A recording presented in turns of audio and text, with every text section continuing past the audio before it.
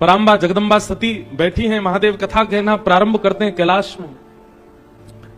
और तभी विमानों का आगमन होता है। सती पूछती हैं, तब पता चलता है कि पिता के यहां एक उत्सव चल रहा है जिसमें सती को निमंत्रण नहीं है।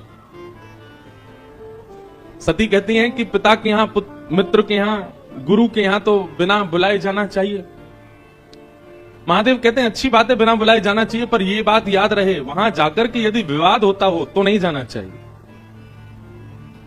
हमें पता है कि हमारे जाने से, हमारी उपस्थित होने से वहां विवाद हो जाएगा, तो फिर क्यों जाना। लेकिन बहुत समझाया, सती नहीं मानी। अब सती का भी स्वभाव ऐसा माताओं का रहता ही है कि पति में और पिता में ज्यादा दिन कलेश रहे ना, मैं बीच में आके कुछ सुलह करवाऊं। सती गई, महादेव ने गणों को भेजा, क्योंकि पता था कि महादेव कौन है, दिव्य दृष्टि है उनकी, वे जानते हैं कि वहां उपस्थित होने से कलेश होगा, इसीलिए गणों को भेजा। सब कथा आपको पता है कि वहां जाते ही जब देखा कि किसी ने भी प्रेम से चर्चा तक नहीं की, पिता ने तो मुंह फेर लिया सती को देख करके, केवल मां ने बैठ करके बात की। यज्ञ दर्शन करने के लिए जब गई और जब वहां महादेव का स्थान नहीं देखा, क्रोध में भर गई सती, और जितने देवता आए थे सबको सुनाने लग गए। बोले आपको विष्णु नहीं दिखाई दे रहे हैं, ब्रह्मा नहीं दिखाई दे रहे हैं, वे दोनों क्यों नहीं आए? क्योंकि महादेव का स्थान नहीं है, और आप लोग यहां मुंह उठाए चले आए। सब लोग कहते हैं कि सती ने यज्ञ कुंड में प्राण त्यागे नहीं। मानस जी में गोस्वामी जी कहते हैं कि श्री सती ने महादेव के अपमान को देख अपनी योगाग्नि से ही अपने देह का त्याग कर दिया। आसन पर बैठी है नेत्र बंद करके, और महादेव का अपमान सह नहीं पाई, अपनी ही योगाग्नि से दग्ध होकर के अपने तन का त्याग कर दिया। और करना ही था, क्योंकि महादेव त्याग जो कर चुके हैं सती का, अब स्वीकार तो करेंगे नहीं। तो सती ने भी गांठ बांधी है कि अब इस तन से तो मुझे स्वीकार करेंगे नहीं, अब दूसरा तन ही धारण मुझे करना पड़ेगा। पर योगाग्नि से अपने शरीर को त्यागने से पूर्व सती क्या कहती हैं? सती मरत हरि सन बर मांगा, सती मरत हरि सन बर मांगा, सती मरत हरि सन बर मांगा, सती मरत हरि सन बर मांगा। अपने तन को त्यागते हुए सती हरि का स्मरण करती हैं और वरदान मांग रही हैं। क्या? जन्म जन्म शिव पद अनुरागा, जन्म जन्म शिव पद अनुरागा, सती मरत हरि सन बर मांगा, सती मरत हरि सन बर मांगा, जन्म जन्म शिव पद अनुरागा, जन्म जन्म शिव पद अनुरागा। अपने तन को त्याग रही हैं सती, और उस समय हरि से प्रार्थना कर रही हैं, मुझसे अपराध बना, महादेव प्राप्त करने के बाद भी मैं महादेव के स्वरूप को समझ नहीं पाई, उनके अनुरूप बन नहीं पाई। हे हरि, आप केवल, आपके शास्त्र कहते हैं अंते यामति सा गति, अंत में जो मांगो, अंत में जो सोचो वो मिलता ही है। मैं केवल आपसे एक वरदान मांगती हूं। क्या? जन्म जन्म शिव पद अनुराग। शिव को पति रूप में नहीं मांगा, शिव को गुरु रूप में नहीं मांगा, शिव के चरणार बिंदों के प्रति अनुराग मांगा। सती ने ऐसा नहीं कहा है कि वो अगले जन्म में शिव अर्धांगिनी ही बनकर के आए, बस वो जहां भी रहे वहां से ही शिव के चरणों के प्रति उनका अनुराग हो, ये मांगा।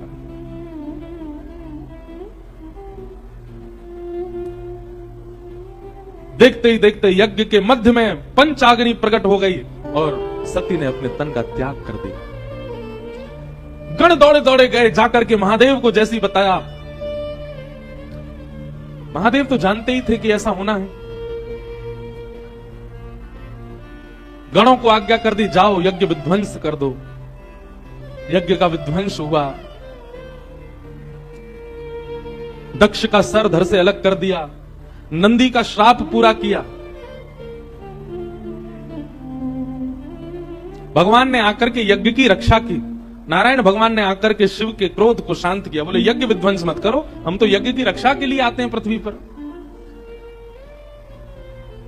महादेव सती के श्री विग्रह को लेकर के प्रस्थान करने लगे।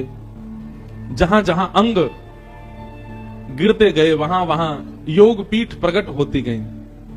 संपूर्ण भारत को पवित्र कर दिया सती ने। इस प्रकार श्री सती मैया महादेव के चरणों में विलीन हो गई और अंत में मांगा गया वरदान सती को फलीभूत हुआ। कैसे? तेहि कारण हिम गिरि ग्रह जाई, तेहि कारण हिम गिरि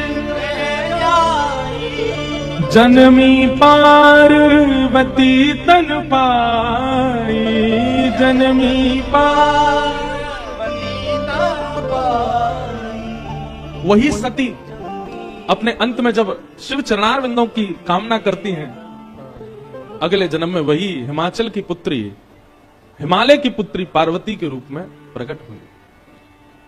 पराम्बा जगदम्बा श्री पार्वती मैया की, श्री पार्वती जी का प्रादुर्भाव हुआ।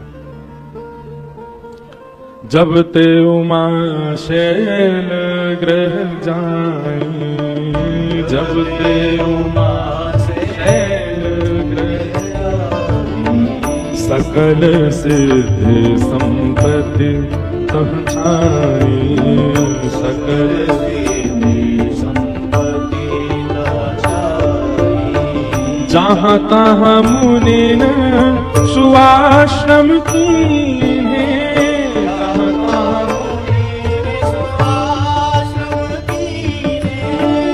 उचित वास हिम भूदर दीने, उचित वास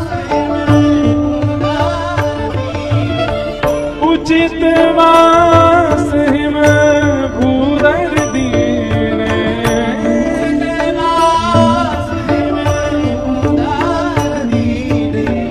जब ते उमा शैल ग्रह जाई, जब ते उमा शैल ग्रह जाई, सकल सिद्धि संपत्ति तह छाई, सकल सिद्धि संपत्ति तह छाई। बहुत विशेष बात, पार्वती जी के हिमालय में प्रकट होते ही हिमालय का स्वरूप बदलने लगा। हमारे घर में संतान के आने पर घर का व्यवहार, घर का स्वभाव, घर के जनों के मन की स्थिति से पता चलता है कि बालक कैसा है। घर में बालक उत्पन्न होते ही माता पिता के मन में होता है कि अब हम कहीं घूमने जाएं, कुछ ऊधम मचाएं, कुछ उपद्रव करें या कुछ संसारी कामनाओं के प्रति रुचि बढ़ती है तो कहीं ना कहीं बालक संसारी ही है। लेकिन जिस बालक के उत्पन्न होते ही मन में भाव आए अब रामेश्वरम चलें, अब तो बद्रीनाथ चलें, थोड़ा वृंदावन होके आए, काशी विश्वनाथ प्रणाम करके आए, संत जनों को घर पर बुलाएं, घर बुला करके पधरामनी करवाएं, घर में सुंदरकांड का पाठ कराएं, रामचरितमानस कराएं, बालक के उत्पन्न होते ऐसी विचारधारा प्रकट होने लग जाए तो समझ जाना कि भगवत भक्त ही है, क्योंकि उसके आते ही सबकी विचारधाराएं परिवर्तित हो रही हैं। पार्वती जी के हिमालय में प्रकट होते ही, ये हिमालय जहां संतों का निवास अति बताया जाता है, हमें दिखता नहीं है पर हिमालय में लाखों संत रहते हैं, गिरी कंदरा में रह करके भजन कर रहे हैं। ये कब से प्रारंभ हुआ? जब से पार्वती जी का वहां प्रादुर्भाव हुआ। ऐसी योजनाएं बनने लगी कि वहां भोगी व्यक्ति रह ही नहीं सकता। हिमालय में भोगी व्यक्ति नहीं रह पाएगा, हिमालय में तो योगी ही रह सकता है। और इन योगियों को अपने योग साधना के लिए अनुकूल हिमालय कब से लगने लगा? जब से पार्वती जी का प्रादुर्भाव हुआ। तो कई बार संतान घर में उत्पन्न हो, उस समय घर के सदस्यों की विचारधारा से पता चल जाता है कि संतान कैसी है।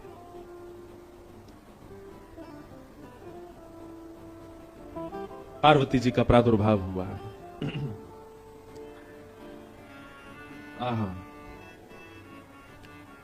सब जगह समाचार पहुंच गया, पर्वतराज हिमालय की पुत्री ने जन्म लिया है।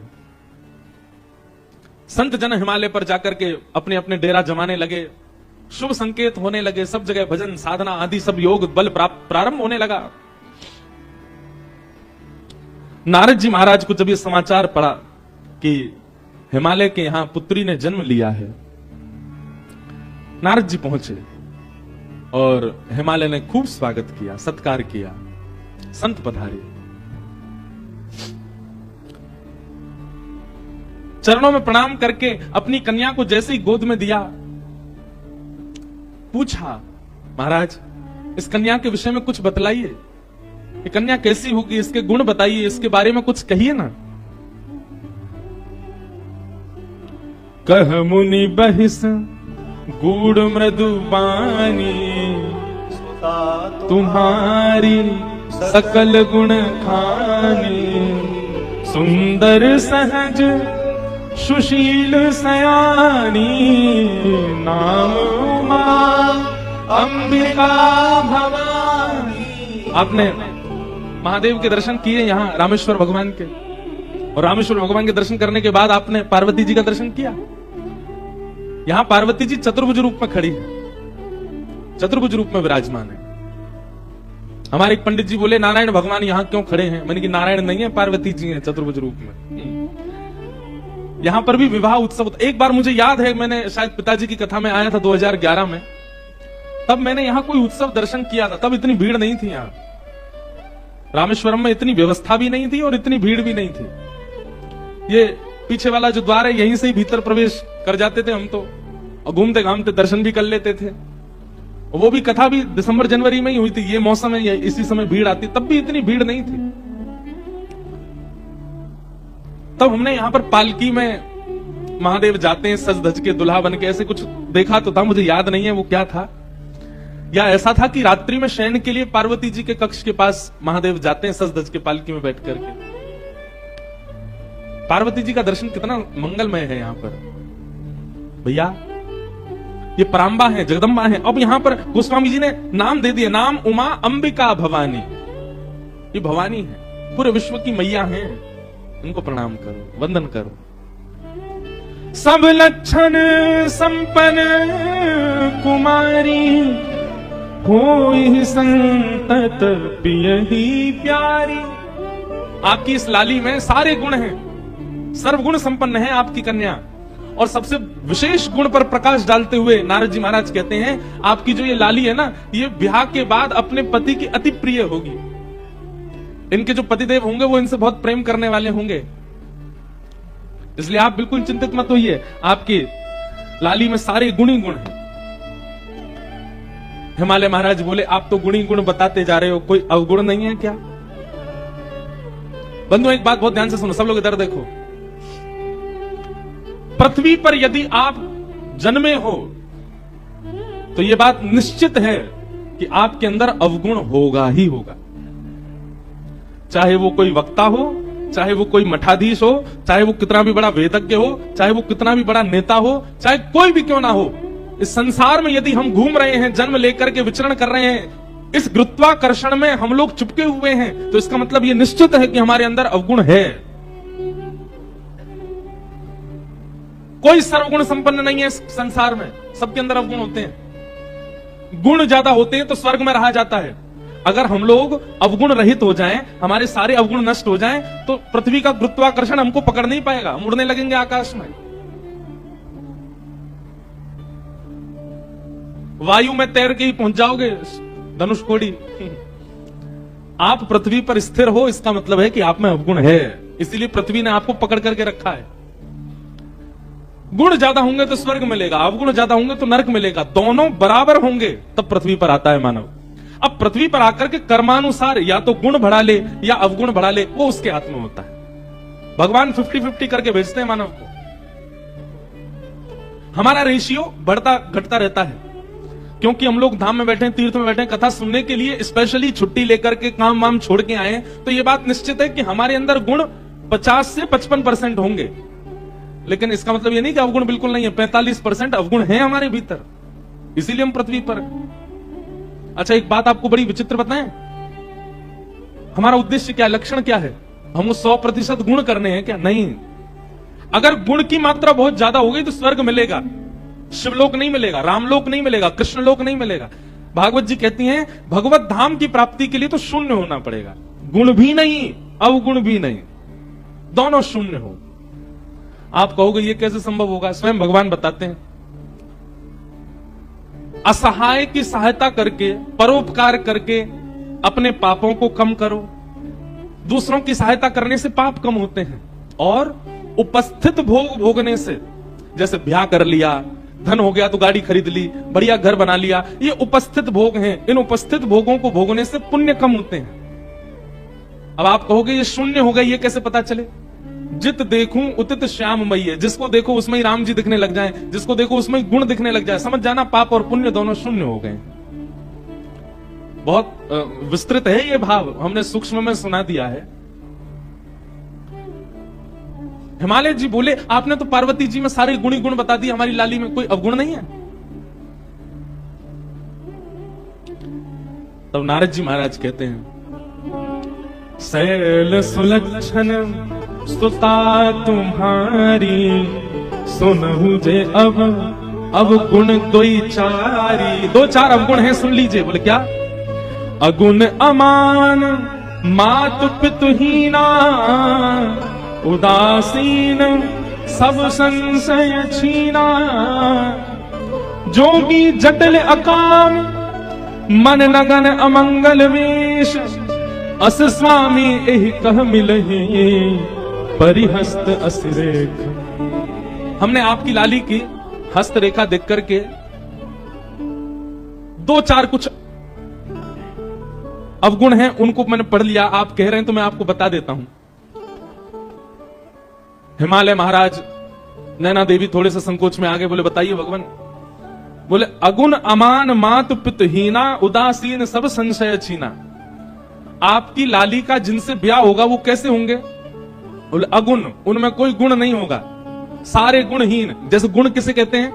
हमारे दामाद जी बड़े सरल हैं, हमारे दामाद जी बड़े अच्छे हैं, हमारे दामाद जी बड़े बुद्धिमान हैं, हमारे दामाद जी बड़ा मीठा बोलते हैं, ये सारे दामाद के गुण हैं। आपके जो दामाद जी होंगे वो अगुण होंगे, उनमें कोई गुण नहीं होगा। आप किसी दूसरे से कह नहीं सकते कि हमारे दामाद जी में ये गुण है, अगुण। और अमान, मान रहित होंगे।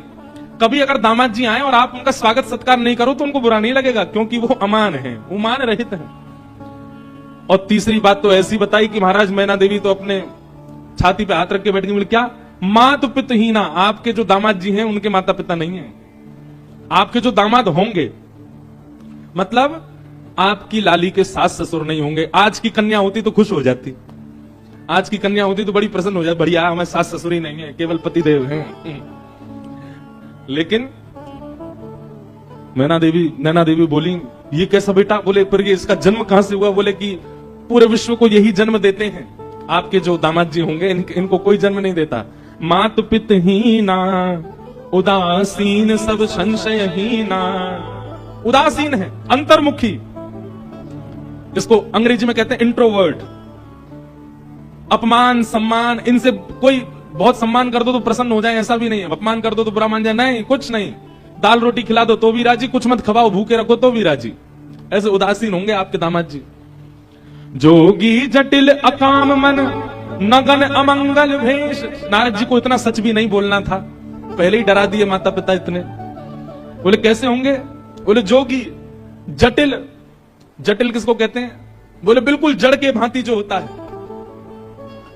अकाम मन, बोले काम दूर दूर तक स्पर्श नहीं करेगा उनको। अकाम मन, कोई कामना नहीं होगी उनके मन में। जिनकी नगरी में आप बैठे हो उनके गुण सुन लीजिए। अकाम मन। और नगन अमंगल भेष। सब लोग सावधानी से सुनो। बोले कैसे होंगे जिनसे इनका ब्याह होगा? बोले नग्न, वस्त्र पहना दो तो ठीक, नहीं पहनाओ तो कोई बात नहीं। अमंगल भेष। एक कथा में एक महात्मा जी से सुन रहे थे, प्रभु श्री राम जब चित्रकूट पहुंचे तो चित्रकूट को देख करके राम जी को बहुत अच्छा लगने लगा। बोले बहुत बढ़िया जगह है। लक्ष्मण जी से कहा, लक्ष्मण जी तुम जाओ, जाकर के यहाँ कोई राजा हो या इस नगर के कोई स्वामी हो, उनसे एक बार परमिशन ले लो कि हम यहाँ रह लें, और अगर वो कह दें कि रह लो तो कैसे रहना है उसका कुछ नियम हो तो बता दें।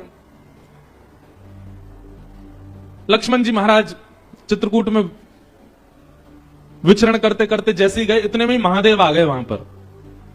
और महादेव एक जोगी के भेष में बैठे थे और दूर दूर तक तो कोई मानव दिखा नहीं। लक्ष्मण जी ने जैसे महादेव को देखा तो महादेव को देख करके उनको लगा, वो पहचान नहीं पाए कि महादेव हैं, उनको लगा कोई मानव दिखा तो दूर से उन्होंने कहा, सीताराम, इस चित्रकूट नगरी में रहने के क्या नियम है, कृपा करके हमें बता दीजिए।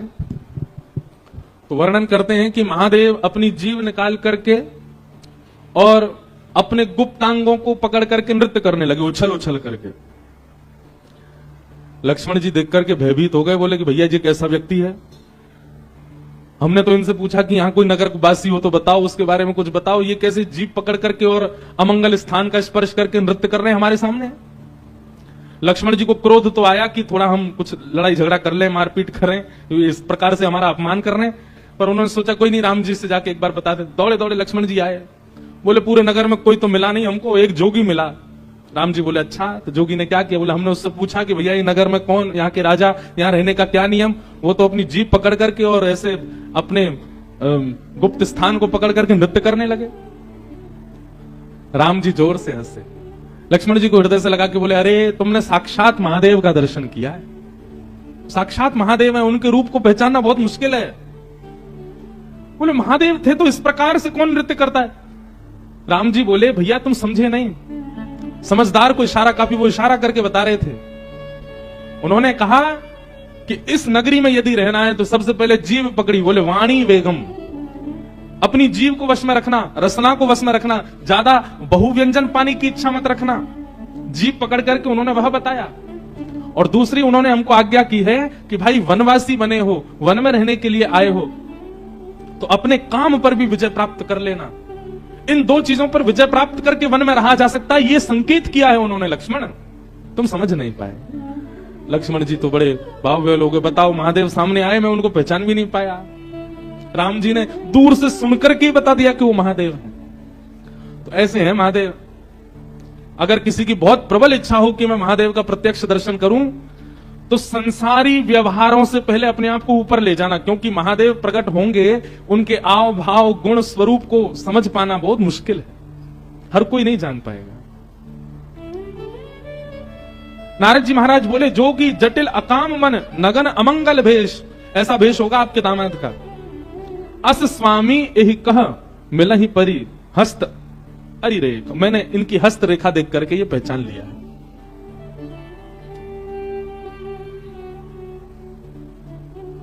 नैना देवी, हिमालय महाराज तो बिल्कुल नेत्रों में आंसू आ गए, ऐसी सुकोमला, ऐसी प्यारी पुत्री, और उस पुत्री के लिए ऐसा वर बता रहे हैं। नारद जी कुछ करिए ना, ये तो पूरा माता पिता को जीवन भर यही प्रतीक्षा रहती है कि हमारी बेटी कितनी भी सुंदर हो, कितनी भी योग्य बने, पर उसका दामाद, उसका जो पति हो वो बहुत सुंदर आवे, बहुत सहज आवे, उसके अनुकूल आवे। आप कैसा बता रहे हैं, हमको तो बड़ी घबराहट हो रही है मन में। तब नारद जी महाराज बोले, इसका एक उपाय हो सकता है। क्या? बोले जितने गुण लक्षण हमको पार्वती जी की रेखा देख करके और इनके मस्तिष्क को पढ़ करके दिख रहे हैं, ये सारे गुण लक्षण यदि किसी दैव पुरुष में हो और उनसे इनका ब्याह हो जाए तो मंगल हो जाएगा।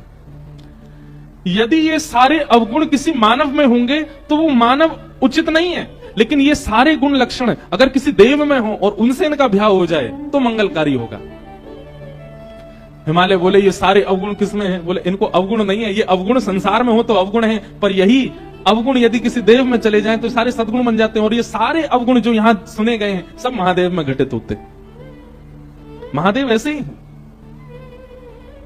अगर महादेव आपकी पुत्री को स्वीकार कर लेंगे तो इनकी हस्तरेखा और इनकी जन्म कुंडली भी सत्य हो जाएगी और देव भी नहीं, महादेव प्राप्त हो जाएंगे। लेकिन उसके लिए आपकी पुत्री को तप करना पड़ेगा। महादेव की प्राप्ति ऐसे नहीं हो जाएगी। जे जे वर के दोष बखाने ते सब शिव पही में अनुमाने, जो विवाह संकर्षण हो दोष गुण सम कह सबको। हमने जितनी बात बताई है, अगर ये किसी मानव में होंगे तो सारे दोष हैं, पर अगर ये शिव में घटित हों और उनसे इनका ब्याह हो जाए तो सारे सद्गुण हो जाएंगे, सद्गुण हो जाएंगे। शंभु सहज समरथ भगवाना, एह विवाह सब विधि कल्याणा। अगर शंभू से आपकी पुत्री का ब्याह हो जाए तो इनका कल्याण हो जाएगा। करना क्या होगा? जो तप करें कुमारी तुम्हारी, जो तप करे कुमारी तुम्हारी, जो तप करे कुमारी तुम्हारी, जो तप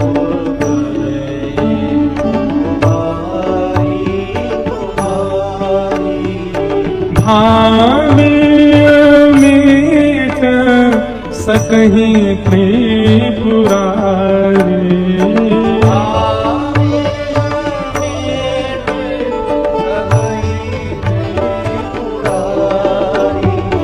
यद्यपि वर अनेक जग माही,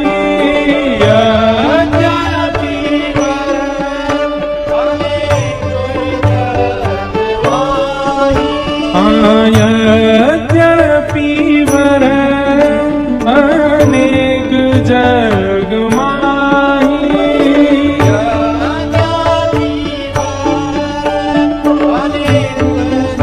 पर आपकी पुत्री के लिए यही कह शिव तज दूसर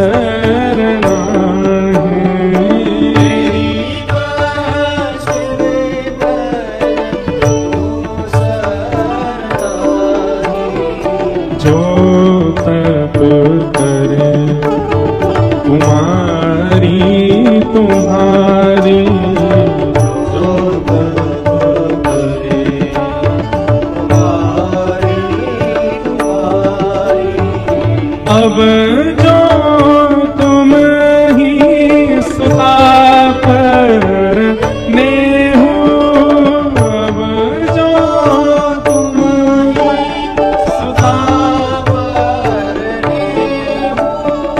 तो बस जाई सिखावन देहु,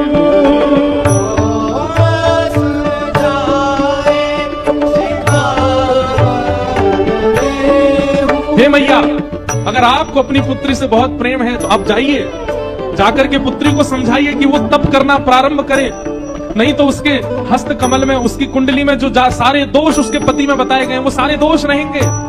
अगर उसने तप किया तो तप के प्रभाव से उसको देवादिदेव महादेव प्राप्त होंगे और उसके सारे पति के अवगुण सगुण बदल जाएंगे। करे सो तप जे मिलहि महेशु,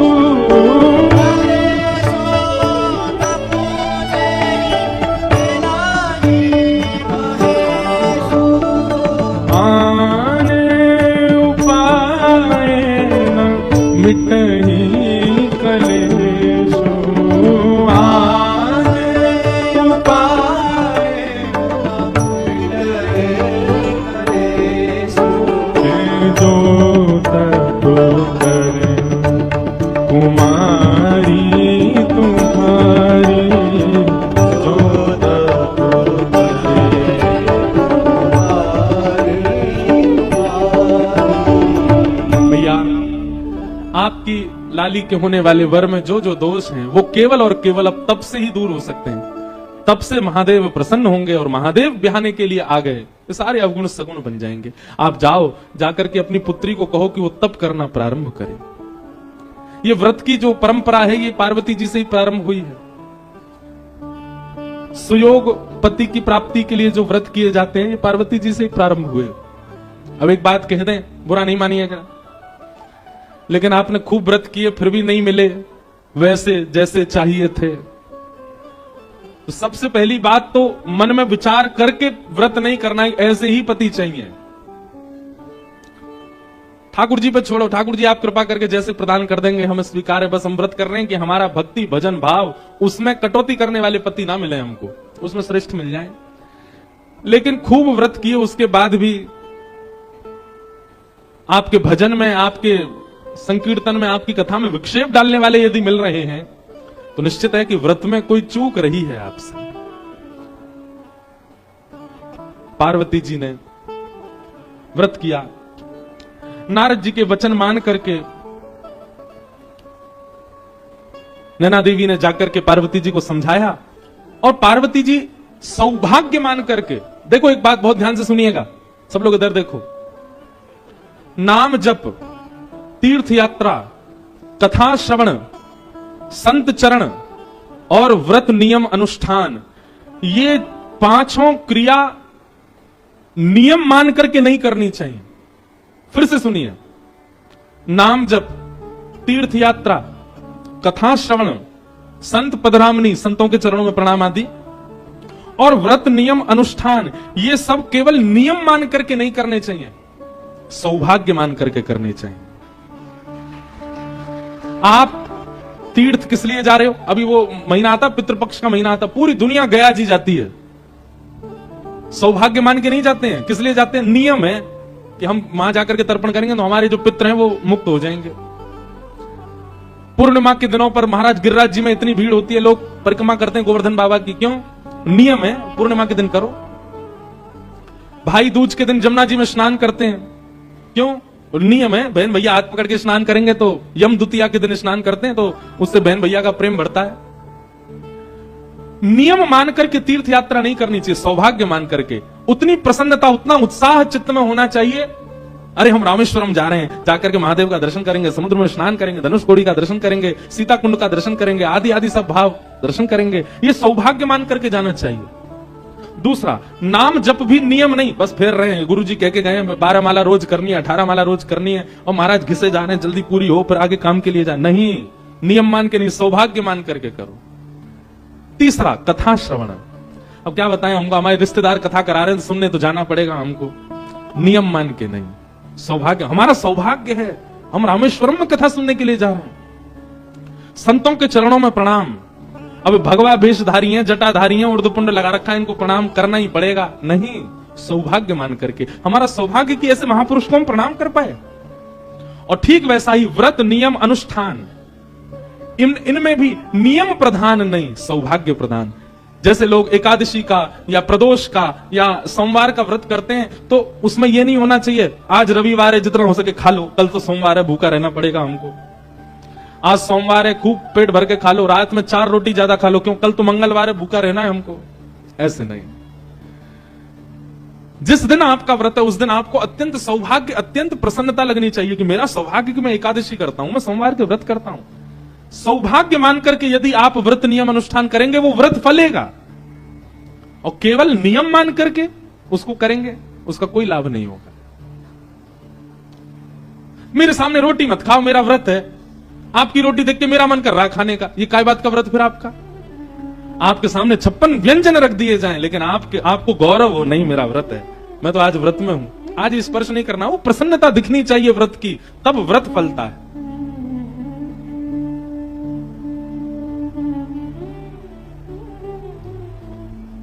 और जैसा तप बता करके गए, उर्धर उमा प्राणपति चरणा, जाई विपिन लगी तप करना। पार्वती जी अपने हृदय में श्री महादेव का चिंतन करके निकल पड़ी है तप करने के लिए। आहा, मानस जी में गोस्वामी जी वर्णन करते हैं पार्वती जी ने कैसा तप किया। बोले अस तप काहू न कीन भवानी, ऐसा तप आज तक किसी ने किया ही नहीं। भय अनेक धीर मुनि ज्ञानी, बड़े बड़े ज्ञानियों ने भी जब पार्वती जी को देखा, देख करके सब आश्चर्यचकित हो गए, ऐसा तप आज तक किसी ने किया ही नहीं जैसा पार्वती जी कर रही है। अच्छा एक बात,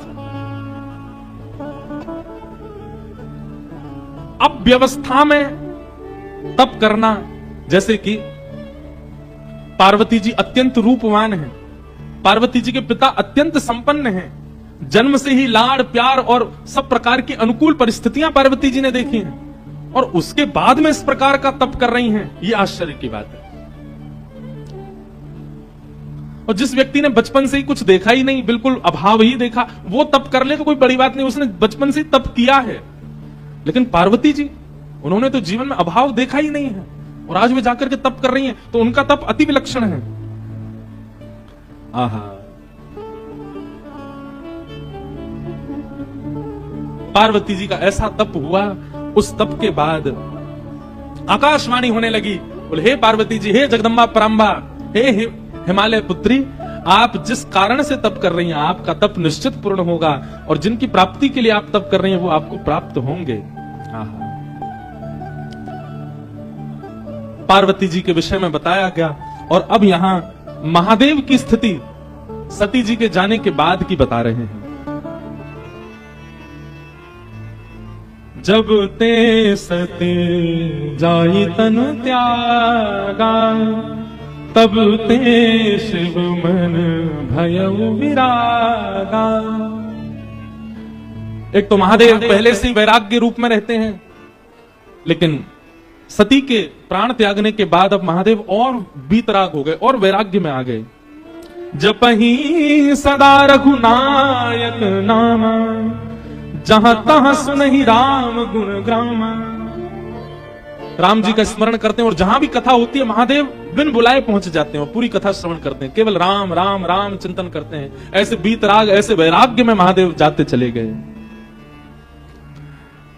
ऐसे ही चलते चलते चलते बहुत समय निकल गया। बंधुओं, गोस्वामी जी महाराज आगे जो वर्णन कर रहे हैं उस भाव को पढ़कर के एक मन में भाव आता है।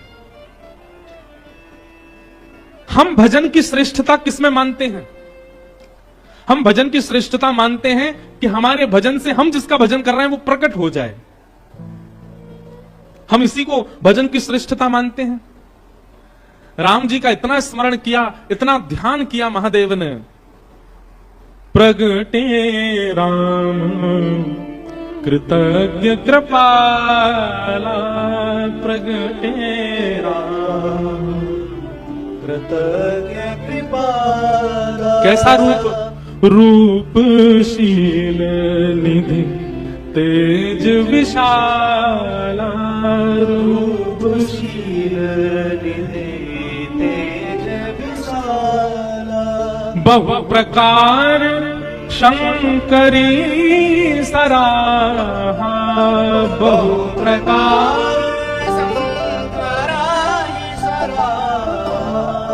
तुम बिन व्रत को निर्वाह, तुम बिन व्रत को निर्वाह। सती के जाने के बाद महादेव ने ऐसा व्रत किया, ऐसा तप किया, ऐसा स्मरण किया राम जी का कि राम जी को प्रकट होना पड़ा। प्रसन्न मुद्रा में श्री राम जी प्रकट हो गए महादेव के सामने। आगे जो हुआ वो अद्भुत है। नियम तो आज तक हमने ऐसा सुना है कि देव प्रकट होकर के कहते हैं कि वरदान मांगो, परंतु राम जी प्रकट होकर के महादेव से कह रहे हैं हमको वरदान दे दो।